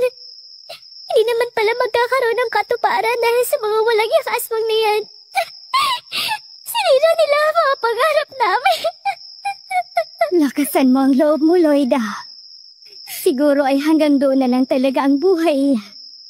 Lahat naman ng tao ay haharap sa kamatayan. Iba-iba nga yung paraan. Siguro ayon ang kapalarang nakalaan kay Rodrigo. Mga walang puso ang mga aswang na yan. Dapat talaga sa kanila ay hanapin at patayin para wala na silang mabiktima pa. Ganyan nga ang dapat mong gawin, anak. Maging matatag ka at maging matapang kapag nakakita ka ng aswang. Huwag mo silang kawaan. Ganyan ang naging katwiran ko noong ako'y aktibo sa pagtugis ng mga aswang. Kailangan kong pumatay para hindi ako mamatay. Oo, Itay. Lahat ng itinuturo niyo ay tinatandaan ko. Igaganti ko si Rodrigo. Yung sakit na nararamdaman ko ngayon, mararamdaman din to ng mga mahal nila sa buhay kapag nasukol ko sila at napatay. At marahil, ito na ang tamang panahon upang muli akong maging aktibo sa pagtugis sa kanila. Sige, Tay. Ihahatid ko lang mga buntot paagi kay na Dario. Tapos, ay sasama na ako sa inyo sa pagtugis sa kanila. Sumang-ayon naman si Itay sa aking sinabi. Kaya naman ang sumikat na ang araw ay inilagay ko na sa isang maliit na sako ang mga buntot pagi at itinali sa likuran ng bisikleta. Inilagay ko naman sa isang bagang ginagamit kong buntot ng haring pagi. Dahil sariwa iyon, ay malambot siya ay nagawa ko iyong baluktutin na parang latigo. Matapos magpaalam kina inay, ay sumakay na ako ng bisikleta para madaling makarating sa baryo na sinasabi ni Dario. Napadaan muna ako sa baryo ni na Kapitan Amadeo at nabanggit ko nga sa kanya na magde-deliver ako ng maraming buntot pagi. Matapos ay pinagpatuloy ko ang pagbibisikleta. Mga 1 oras din ang nakalipas bago ko nakarating sa susunod na baryo. Kaya nga lang, nang makarating ako roon ay mayroong problema. Hindi niyo po kilala yung si Dario? Hindi eh. Ano bang itsura nun? Hindi naman po siya kataasang lalaki. Mga mataas lang ng konti sa akin. Malaki ang katawan at medyo gwapo. Wala kaming kilalang Dario dito eh. Sigurado ka bang taga rito daw siya? Ang sabi po kasi niya sa akin ay yung susunod na baryo mula doon sa baryo ni ng Kapitan Amadeo. Sabi niya pa nga ay anak daw siya ng pinuno doon sa baryo nila. Abay, maraming susunod na baryo doon. Nakapaikot ang mga kalapit baryo noon. Baka doon sa kabilang sinasabi niya. Ay, subukan mong puntahan doon, baka naroon ang hinahanap mo. Parang mayroon akong narinig na ganong pangalan doon. Ay, ganun po ba? Napakalayo pa po ba ng susunod na baryo, di ba? Oo, medyo malayo nga. Siguro ay mga 2 oras kung magbisikleta ka. Pero kung gusto mo talagang puntahan, pupuntahan mo, lalo na kung mahalagang sadya mo. Opo. Talagang mahalaga ang aking sadya sa kanya. Ineng, ano ba yung dala mo? Bakit? Nakakaamoy ako ng malansa. Ay, mga sariwang buntot mo ng pagi kaya medyo malansa nga. Sige po, aalis na ako. Nang talikuran na ako ng matandang babae, ay ipinagpatuloy ko ang pagbibisikleta. Kahit napapagod na ako sa pagpadyak, ay hindi ko yun inalintana. Dahil gusto ko na iyong maibigay kay Dario at makasama ako kay Itay. Naging mabilis ang biyahe ko. Sa wakas ay nakarating ako sa hindi ko kilalang baryo. Pagpasok pa lang sa bukana ng baryo, ay nakita ko na maraming naglalakihang puno ng mga balete at akasya. Ang mga bahay maliliit at puro yari sa mga pawid at kawayan. Napansin ko rin na ang lahat ng aking madaanan ay sinusundan ako ng tingin. Kaya bumaba ako ng bisikleta at naglakad palapit sa isang matandang nakaupo sa harap ng bahay nila. Nagulat ako nang biglang may humawak sa balikat ko. Surprise! Ikaw naman talaga, Natalia. Ang hiling mo talaga akong gulatin. Muntik nang malaglag ang puso ko sa'yo. Hindi ka naman mahilig sa kape pero magugulatin ka. Teka, bakit parang namumugto yung mga mata mo? Umiyak ka ba? Oo, Natalia. Magdamag akong umiyak kasi wala na si Rodrigo. Anong wala na? Ano bang nangyari? Nabiktima siya ng mga aswang at sa palagay ko ay patay na siya. Kasi tinangay siya ng mga awak at hanggang ngayon ay hindi pa nakikita ang bangkay niya. Naku, kawawa naman pala si Rodrigo. Teka, bakit nandito ka naman? Anong ginagawa mo sa baryo namin? May hinahanap ako. Dario ang pangalan. Teka, kilala mo ba siya? Anak daw siya ng pinuno nila. Pinsan ko yun. Ano naman ang kailangan mo sa kanya? Talaga? Pinsan mo siya? Oo nga, pinsan ko siya. Bakit mo ba siya hinahanap? Meron kasi siyang order sa akin na mga buntot ng pagi. Siya na daw ang bahalang magpatuyo kay dadalhin ko sa kanya. Ganun ba? O sige, tayo na. Isasama kita sa kanya. Nakahinga ako ng maluwag nang sumunod ako kay Natalia papunta sa isang malaking bakuran na mayroong malaking bahay. Napansin ko na iyon lang ang malaking bahay sa baryo na yon. Nang igala ko ang aking paningin sa paligid, ay napansin ko agad ang malawak na bakuran at mga naglalakihang iba't ibang klase ng puno. Nakita ko rin na mayroong mga taong naroon na may iba-ibang ginagawa. Pero lahat ay napatingin sa amin ni Natalia nang dumating kami. Nang pumunta kami ni Natalia sa teres ng malaking bahay, ay saglit niya akong iniwanan doon at pumasok siya sa loob. Nang lumabas siya, ay kasama niya na si Dario. Mabuti naman at tagarating ka dito. Bukas pang usapan natin, di ba? Oo nga sana. Kaya lang ay madali kasi ako nakaipon ng mga buntot pagi kaya dinala ko na agad sa'yo. Nasa 25 peraso nga pala ang mga ito. Gusto mo bang bilangin ko pa? Huwag na. May tiwala naman ako sa'yo eh. Magkano babayaran ko sa'yo? 100 bawat isang buntot pagi. Bale 2,500. O sige, kukuha lang ako ng pera ha. Natalia, ikaw nang bahala kay Loida. Babalik ako. Sige, Kuya Dario. Magmemeryanda lang kami ni Loida dito. Hoy, Natalia, dito ka ba nakatira? Oo naman. Ito ang bahay ng lola ko at si Kuya Dario ay pinsan ko. Siya ang anak ng pinuno sa lugar na to. Ay, maganda ang lugar na to. Tahimik na tahimik. Kaya pala nawiwili ka dito. Oo. Magmeryanda muna tayo. Alam kong mahaba ang naging biyahe mo gamit ang bisikleta, kaya sabay na tayo magmeryenda. Ginataang malagkit yan. Alam ko na yan ang paborito mo, di ba? Oo nga. Mukhang masarap nga to. Tikman ko nga. Wow! Ang sarap nga, Natalia. Sabi ko naman sa'yo masarap yan eh. Kaya nga pabalik-balik ako sa kaldero para kumuha. O sige, kumain ka pa. Kapag gusto mo pa ay ikukuha pa kita. Sakto lang ang tamis at ang gata. Saka malapot siya ha. At teka lang, bakit parang... anong nangyayari sa'yo, Loida? Parang nahihilo ako, Natalia. Anong inilagay mo sa pagkain ko? Bigla akong tumayo nang makita kong kakaiba na ang mga kilos ni Natalia, lalo na ang kanyang pagtawa. Pero dahil nahihilo na ako ay muli akong bumagsak sa upuan. Bago ko tuluyang ipinikit ang aking mga mata, ay nakita ko pa na lumapit kay Natalia si Dario at tumawa rin ng malakas. Kasunod noon ay nakatulog na ako. Nang ako ay magising ay nakahiga na ako sa damuhan. Nakita ko na agad ang bilog na buwan. Gabi na pala. Mahabang oras na pala nung nakatulog ako. Nang ako'y bumangon ay noon ko lang nakita ang mga taong nakapaligid sa akin. Naroon din sina Dario at Natalia. At ang matandang babae na napagtanungan ko sa kabilang baryo. Mabuti naman at nagising ka na, Loida. Pwede na nating simulan ng palabas. Anong ibig sabihin nito, Natalia? Bakit tayo nandito? Anong ipinakain mo sa akin? Bakit ako nakatulog? May pampatulog ang pinakain ko sa'yo.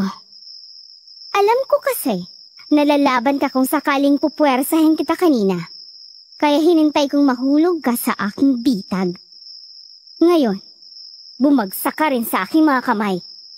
Makakabawi na kami sa lahat ng mga kasalanan mo. Teka, ano bang pinagsasabi mo, Natalia? Anong kasalanan ko sa'yo?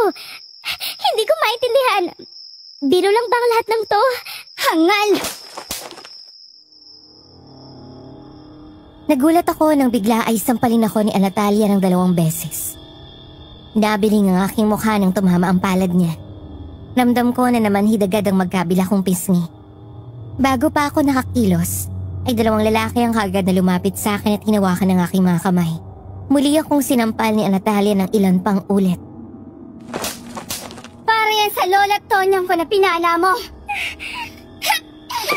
Eto naman ay para sa lolo ko na pinatay mo sa pamamagitan ng buntot page.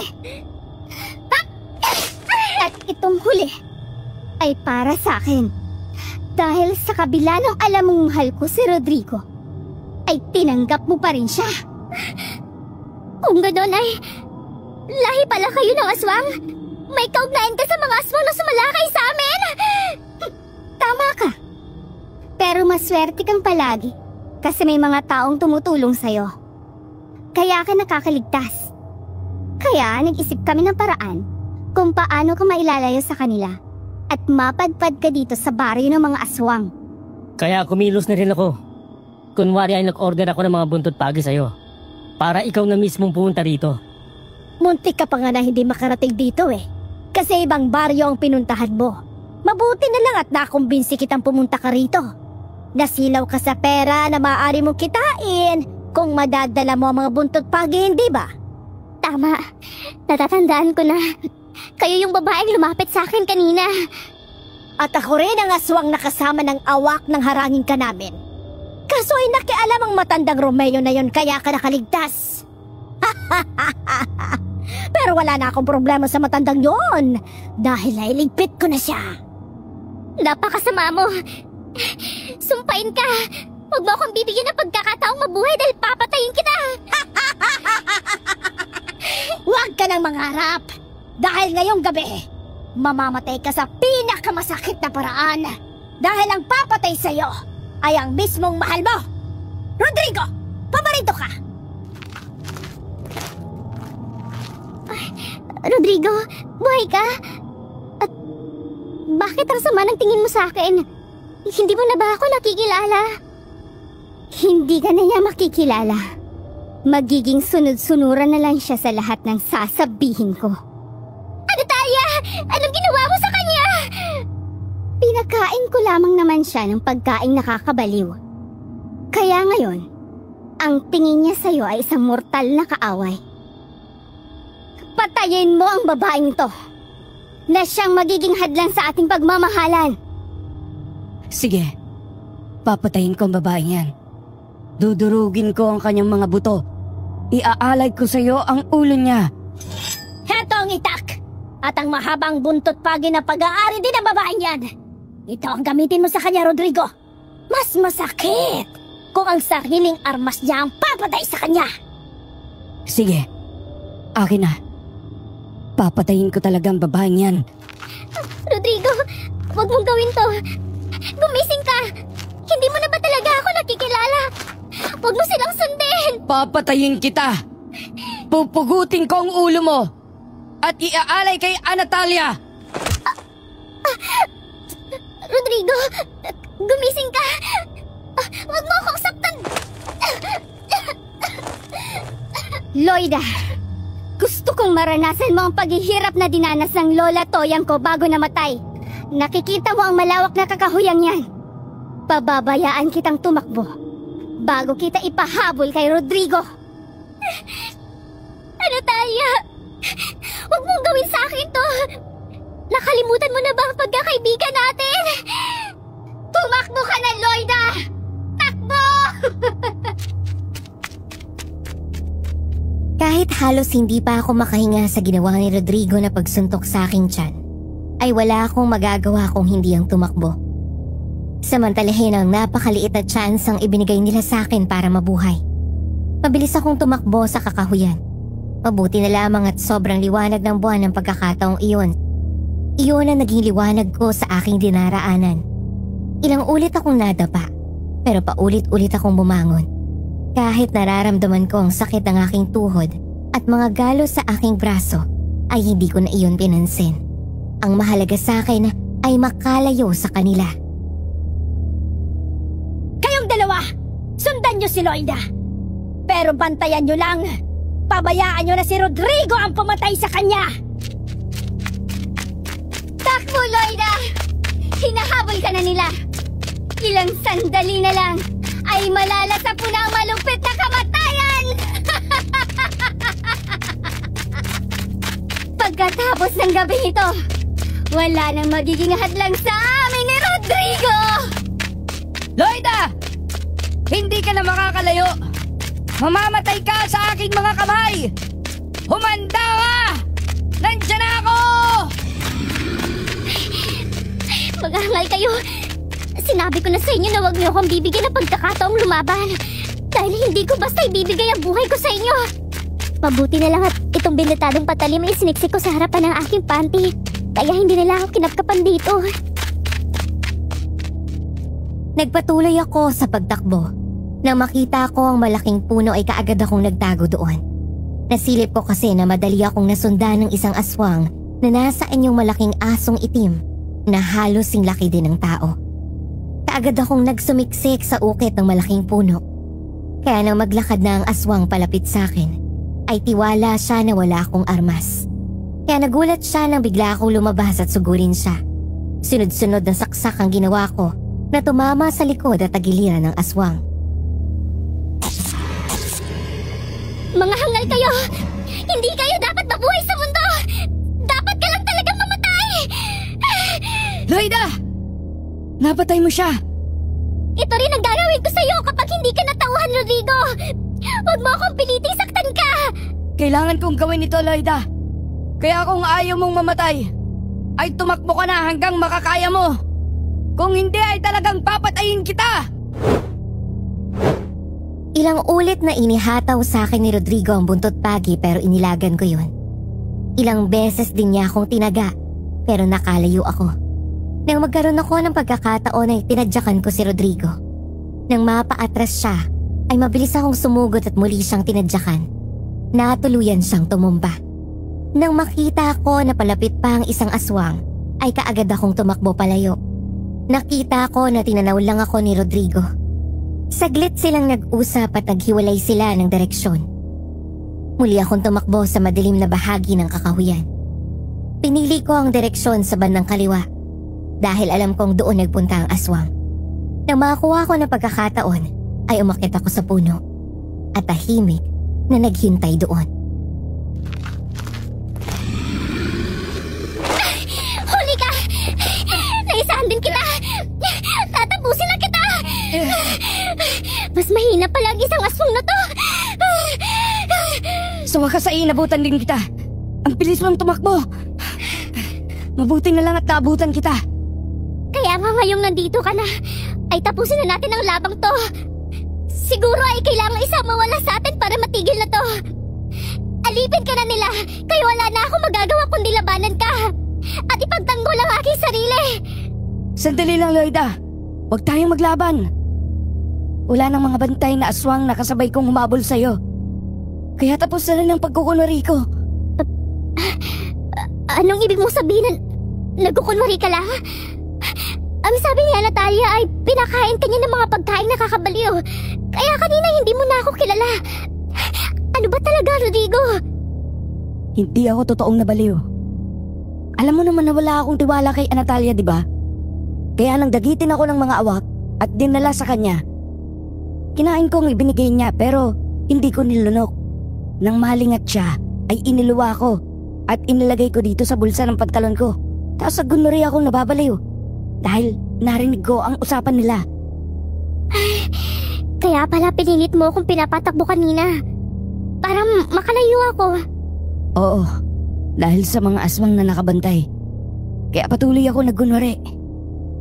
Ngayong malayo na tayo sa kanila at patay na rin ang dalawang bantay, wala nang dahilan para magkunwari pa.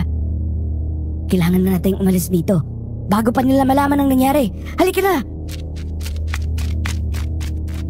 Nang ibigay sa akin ni Rodrigo ang buntot ng haring pagi, ay kinuha ko yun. Inawakan niya na mahigpit ang aking isang kamay, tapos ay sabay na kaming tumakbo papalayo sa lugar na yun. Tinahak namin ang malawak na kakahuyan, kahit hindi namin alam kung saang lugar kami makakarating. Saglit kaming tumigil sa pagtakbo nang marinig namin ang malalakas na alulong ng mga aso. Narinig pa namin ang malakas na sigaw ni Natalia. Hindi ka makakatakas, Loida! Hahabulin ka namin! Nasaan ka na, Rodrigo? Kumilos na tayo! Tulungan na natin si Rodrigo na patay ng babaeng yun! Tiyak na nakita na nila ang dalawang aswang na bantay na napatay ko. Nag-uulol na sa galit si Natalia. Pero hindi pa rin nila alam ang tungkol sa akin. Buong akala nila ay nasa panig rin nila ako. Kaya nga habang hindi pa nila natutuklasan ang tungkol sa'yo, ay kailangang makalayo na tayo dito sa baryo ng mga aswang. Dalian natin. Mukhang nasundan na agad tayo ng awak. At sigurado ako na nasa paligid na din ang abwak. Kaya humanda ka na, Loida. Nang makarating kami sa dulong bahagi ng kakahuyan, ay nakita namin ang isang ilog. Kaagad kaming lumusong doon para tumawid. Hanggang tuhod lang ang tubig pero dahil sa malaking bato, ay nahirapan kaming tumakbo. Dahil doon ay dalawang aswang kaagad na nakarating sa aming kinaroroonan. Kaagad kaming sinalakay ng mga ito. Inarap ni Rodrigo ang isa at sa akin naman ang isa. Nang sugurin ako ng galit na aswang ay kaagad ko siyang hinampas ng buntot pagi. Kaagad na lumatay iyon sa kanyang katawan. Nang hatakin ko yun, ay nagkaroon siya ng maraming sugat sa katawan. Ano? Masakit ba? Ang kamandag ng buntot pagi na to ang unti-unting papatay sa'yo. Hindi nagagaling ang mga sugat na yan. Huwag kang tumigil sa paggampas sa kanya. Hanggang sa hindi siya namamatay, Loida. Habang may buhay ang mga yan, ay patuloy yang sasalakay. Oo, tama ka. Dahil walang awa mga walang yang to. Dapat lang sa kanilang mamatay. Meron pa nga pala akong binitadong patalim galing kay Mang Romeo. Ito ang gagamitin ko para iganti siya. Sige, tapusin na natin ang mga ito. Baka dumating pa ang kanilang mga kasamahan, ay masukol tayo. Sige, lumapit ka, Halimaw. Hindi ako natatakot sa'yo. Mamamatay ka. Nang muli nga akong sinugod ng aswang ay kaagad kong inahampas sa kanya ang sunod-sunod ang buntot pagi. Paulit-ulit siyang nasugatan. Nang magkaroon ako ng pagkakataon ay sinaksak ko siya ng hawak kong patalim.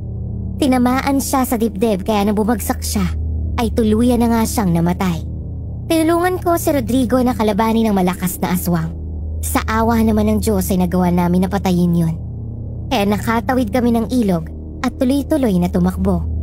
Nakapasok na kami sa kabilang baryo. Mabilis kaming tumakbo sa kalsada. Pero patuloy pa rin kaming hinahabol ng mga aswang. Si Natalia na isang awak ay nakita namin na nakatayo na sa unahan ng kalsada. Kaya napahinto kami ni Rodrigo sa pagtakbo. Kaya naman pala hindi naman makita ang bangkay ni Loida. Kaya pala ang dalawang bantay na aswang namatay. Nag-traitor ka pala sa amin, Rodrigo. Bakit mo sinuway ang utos ng ating pinuno? Pinuno niyo lang si Aling Tessie. Pero ako kailanman ay hindi ko siya susundin. Hindi ako magpapagamit sa mga aswang na kagaya ninyo. Paano ka nakawala sa epekto ng nakakabaliw na pagkain? Kung tuso kayong mga aswang, tuso rin ako. Hindi ko naman tuluyang nilunok ang binigay mong pagkain. Dahil kahit kailan, ay hindi ako nagtiwala sa iyo. Iniluwa ko yun pagtalikod mo. Nagkunyari lang akong tulog, kaya narinig ko ang pag-uusap ninyo ni Dario. Kung anong epekto nun kapag nakain ng tao. Kung ganun pala, ay niloko mo lang ako. Pagbabayaran mo ng mahal ang ginawa mong ito. Talagang gagawin mo ang lahat para sa babaeng yan! Oo, kasi mahal niya ako. Huwag mo nang ipilit ang sarili mo. Ang mga halimaw na kagaya mo ay dapat mamatay. Humanda ka! Hindi mo siya tinamaan, Loida. Nakalipad agad siya sa mataas sa puno. Bumaba ka dito, duwag! Natatakot ka ba na tamaan ang buntot pagi na ito, ha? Harapin mo ako dito sa lupa! Hindi ako natatakot sa'yo, hangal! Mautak lang ako. Gusto ko munang panuurin kung paano kayo lalapain ng aming mga tauhan. Paparating na sila! Narito ang mga hangal! Nalinti ka na! Tayo na, Loida! Bago pa dumating ang mga kasamahan niya! Takbo na, Rodrigo! Paparating na sila! Mga hangal!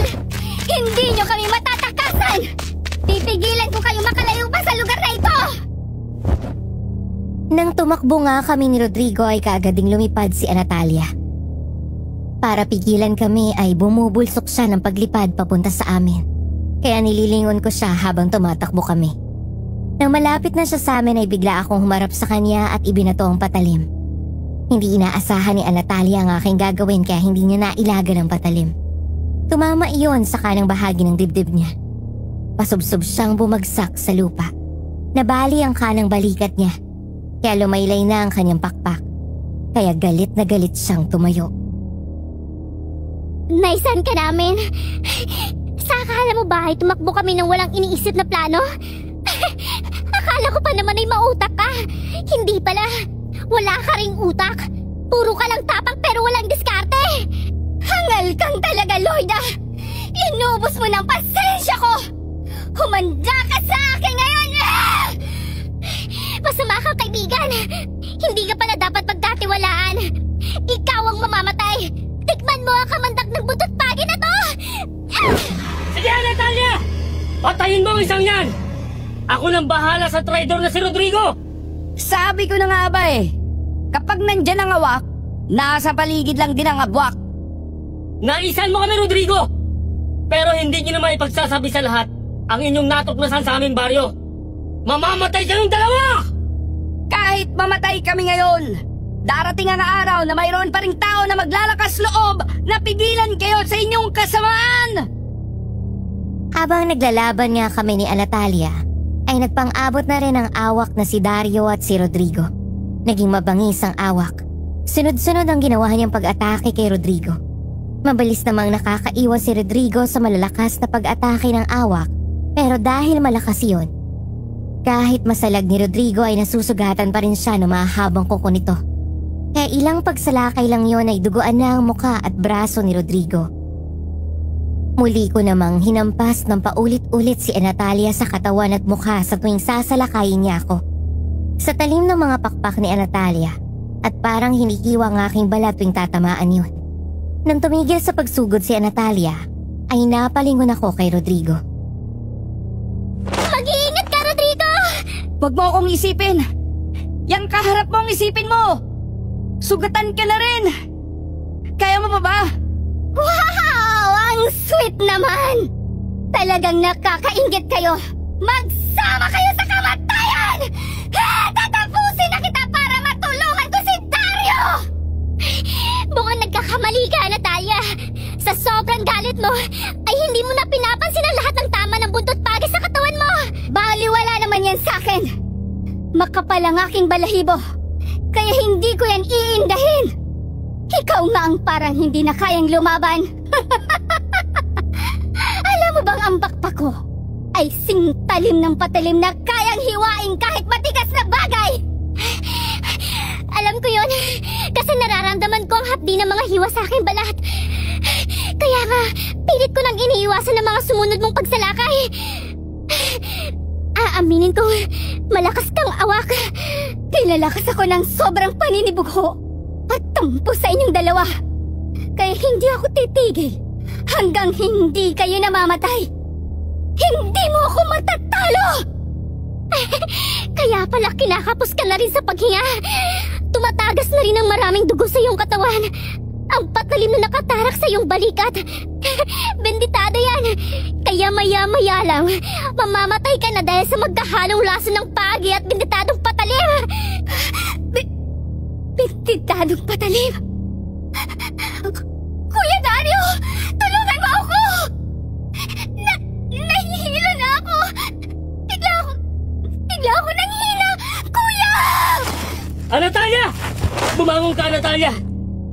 Hayop ka talaga, Loida! Pinatay mo ang pinsan ko! Humanda ka sa akin! Rodrigo! Eto ang benditadong patalim! Eto ang gamitin mo laban sa abwak na yan! Tutulungan kita gamit ang buntot ng Haring Page para pigilan natin ang halimaw na to! Sige, Loida! Pero mag-iingat ka! Malakas ang isang to! Kahit magtulong pa kayo, hindi niyo ako matatalo! Kukunin ko ang mga ulo niyo at isasabit ko sa bukana ng inyong baryo! Mayabang ka! Hindi mo nga matalo si Rodrigo! Ngayon pa kaya na kaming dalawa ang kaharap mo! Ang ulo mong pupugutin namin at ibabalik sa inay mo para mabaliw siya sa galit! Dahil sa sinabi ko, ay ramdam ko na talagang nagalit si Dario. Iyon naman talaga ang gusto kong mangyari. Mainis siya para mawala ang kanyang diskarte. Nang marahan siyang lumapit, ay sinadya kong umatras at tumamba para makadakot ang alikabok. Kaya naman, nang susunggaban niya na ako para itayo ay isinaboy ko sa kanyang mukha ang alikabok. Tinamaan ang kanyang mga mata, kaya napaatras siya at hindi na halos makakita. Kaya iyon ang sinamantala namin ni Rodrigo. Magkakasunod na taga ang ginawa niya sa awak. Hinampas ko naman ang buntot pagi at ang panghuli sinaksak niya ng bentitadong patalim sa likod. Kahit anong gawin ng awak, hindi na niya nahugot ang patalim, kaya unti-unti siyang nanghina at namatay. Tayo na! Umalis na tayo dito! Salamat sa Diyos! Buhay tayong dalawa! Pero hindi pa tayo nakakasiguro, Loida. May mga humahabol pa sa atin. Kailangan nating umalis dito. Tayo na! Teka, parang hindi ko na kaya. Marami ng sugat ang ating katawan. Hindi ko na kayang humakbang. Halika. Pumasan ka sa akin. Umalis na tayo rito. Dalian mo. Pumasan ka na sa akin. Sige. Salamat ha. Hindi mo talaga ako iniwanan. Mahal kita, Loida. Kaya kahit anong mangyari, ay hindi kita iiwanan. Nang pumasan ako kay Rodrigo ay ramdam ko na nanghihina na rin siya. Pero pilit siyang humakbang palayo sa lugar na yon. Hindi pa kami gaanong nakakalayo ay narinig na namin ang malalakas na sigaw ni Aling Tessie na inuutusan ng kanyang mga tauhang aswang na hanapin kami at patayin. Kaya nagpatuloy kami sa pagakbang ng mabilis ni Rodrigo. Tuloy-tuloy at walang tigil hanggang sa naramdaman ko na hindi na talaga niya kaya. Nadapa si Rodrigo kaya pareho kami bumagsak sa lupa. Bago pa kami nakatayo ay nakita na namin ang pagdating ni Aling Tessie na kasama ang 2 aswang.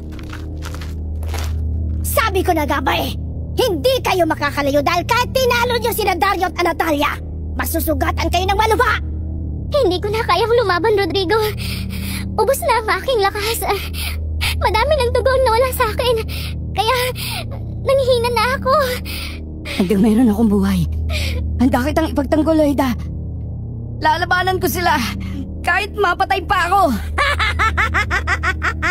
Hindi ka na nga makatayo ng maayos. Lalabanan mo pa kami. Nahihibang ka ng talaga. Oras na para parusahan ka sa iyong kataksilan sa amin. Kayo ang dapat na parusahan sa lahat ng mga kasalanan ginawa ninyo sa baryong ito at sa aming baryo! Tama si Danilo. Kayo ang dapat na mamatay, hindi si Loida. Itay! Kapitan Amadeo! Salamat at dumating kayo! Nang hindi ka nakauwi kahapon ay nag-alala na kami ng iyong inay. Magdamag kaming naganap sa iyo kasama ang ating mga kababaryo. Nang hindi ka namin makita sa atin ay pinuntahan na namin si Kapitan Amadeo. Kaya nagtulog kami ng itay mo sa paghahanap. Pabuti at nakapasok kayo dito sa bukana ng aming baryo. Ang mga aswang punihan ang mga salat na gumagala dito sa atin. Ikaw na walang hiya ka, aswang ka. Sinaktan mo ang aking anak. Humanda ka sa amin ngayon. At ano naman ang magagawa niyo laban sa amin? Ha? Lahat ng taga rito, may buntot pagi na iniingatan. Yun ang gagamitin namin laban sa inyo!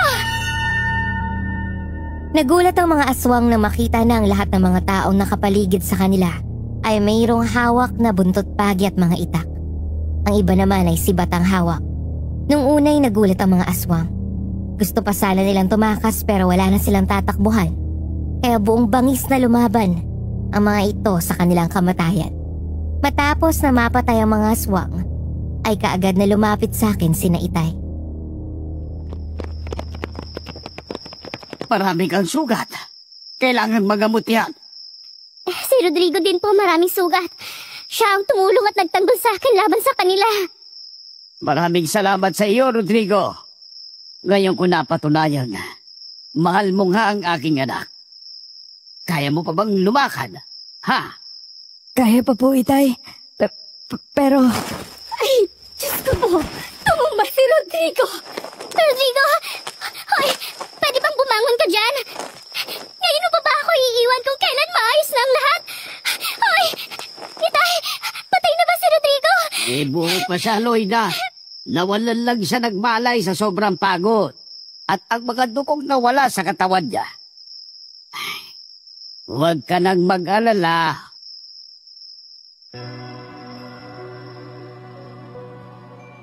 Sa sinabing iwan ni Itay ay nawala ang aking pangamba.